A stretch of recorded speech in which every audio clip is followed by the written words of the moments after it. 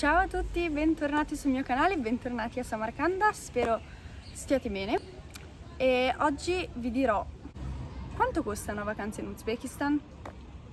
Qualche settimana fa sono venuti a trovarmi i miei genitori e mia sorella, sono venuti per 9 giorni in tutto, 9 giorni pieni, e abbiamo fatto un giro che è il giro turistico più svolto, passando per le città di Khiva, Bukhara, Samarcanda e facendo anche una deviazione a nord di Bukhara, passando per Nurata e poi per un campo di iurte dove abbiamo alloggiato per una notte e abbiamo fatto anche un giro in cammello. È un viaggio costoso? È un paese costoso? La risposta è no. E adesso vi dirò quanto ho speso io per 9 giorni. Ho diviso le spese per categorie: trasporti, alloggio, cibo, musei e cultura, e poi vabbè, io per me ho anche la categoria dei souvenir, che però non starò a dire a voi. Io sono molto maniacale in queste cose, ho fatto proprio per categorie, poi anche il diagramma, tutti i miei pensieri a riguardo. Quindi cominciamo. Trasporti. Per 9 giorni ho speso 68 euro di trasporti, tutto compreso. Sono una media di 7,56 euro al giorno. Come ho fatto a spendere così poco, seppur facendo 800 km da Samarcanda a Khiva e poi 800 km a tornare e tutto? Allora è molto semplice, abbiamo preso 8 taxi e un bus. Sia i taxi che i bus sono molto economici e inoltre il fatto di essere stati 4 persone, che quindi stanno perfettamente in un'auto, ogni costo dei taxi era diviso per 4. Per cui se normalmente io da sola pago 1,50 euro più o meno di taxi per 7 km, essendo in 4 invece ne pagavo un quarto. Per cui sì, devo ringraziare, grazie Aurelio, mio fratello, che non è venuto, perché sennò avremmo avuto problemi a stare, insomma, a spostarci con i taxi, perché in 5 persone più l'autista non ci si sta. Quindi abbiamo preso 8 taxi, un bus, 2 treni. Il primo treno è stato un treno notturno da Samarcanda a Khiva, c'erano i letti, quindi si può dormire, vengono fornite lenzuola e tutto, ma magari di questo parlerò in un altro video. E per fare circa 800 km in 11 ore, mi sembra, abbiamo speso una dozzina di euro a testa. L'altro treno da Khiva a Bukhara era invece un treno giornaliero di circa 7 ore e anche per quello abbiamo speso una decina di euro. Quindi in tutto 2 treni pagati circa 20 euro. La parte principale delle spese di trasporto è dovuta al fatto che abbiamo affittato un'auto con un autista per ben 2 giorni. L'abbiamo dovuto fare perché per andare a Nurata e poi salire ancora verso nord, verso Haydarkul Lake e verso il campo delle iurte, non erano presenti trasporti pubblici.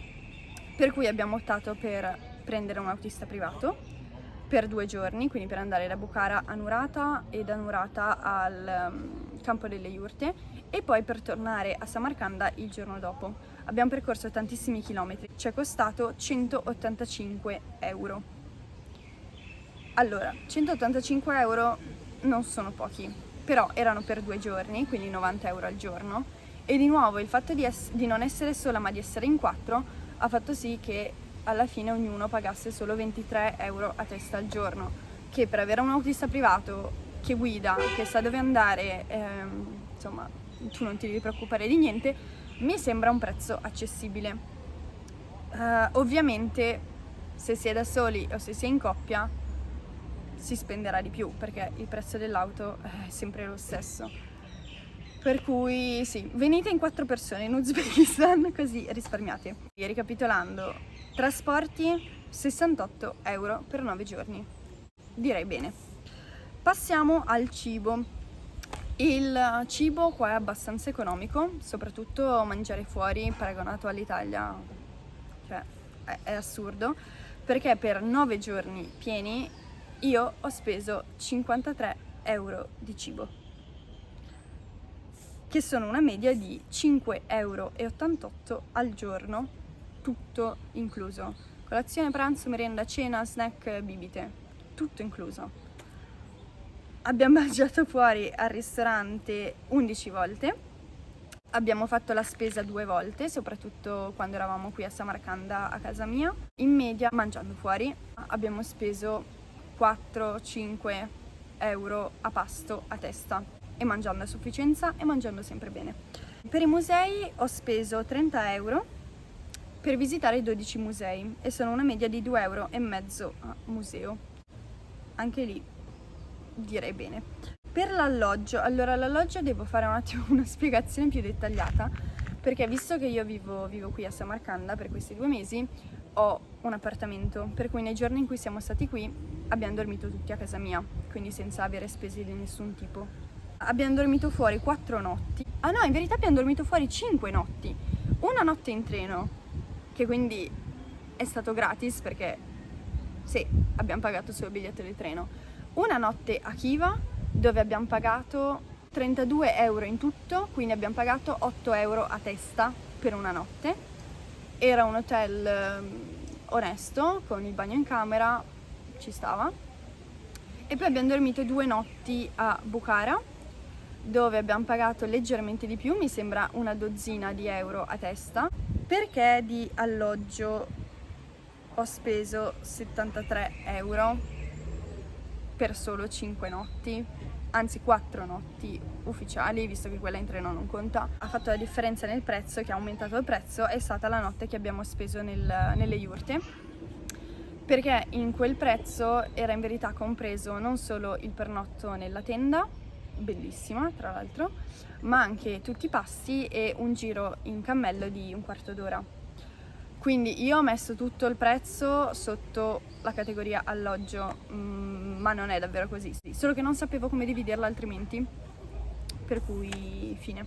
Quindi, ricapitolando, 68 euro per i trasporti, 73 per gli alloggi, 53 di cibo e 30 per i musei. Sono più o meno 224-225 euro per 9 giorni, tutto incluso.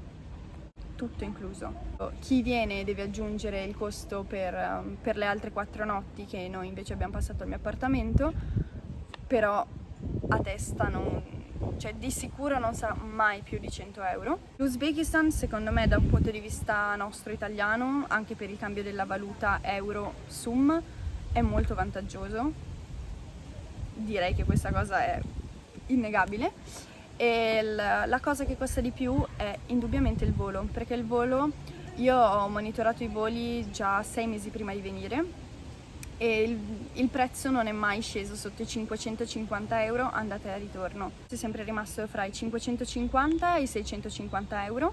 Non è un volo diretto, è un volo con scalo a Istanbul. È di certo la spesa maggiore, perché praticamente 2/3 delle spese totali alla fine saranno di volo. Secondo me è un prezzo approcciabile, chiaramente dipende dalle disponibilità finanziarie, però se siete preoccupati riguardo al costo della vita, al costo delle cose qui, potete non esserlo. E niente, se avete domande, suggerimenti, consigli, appunti ulteriori da fornire, scriveteli pure nei commenti. E pubblicherò altri video presto sull'Uzbekistan e su Samarcanda, per cui se siete interessati iscrivetevi al mio canale.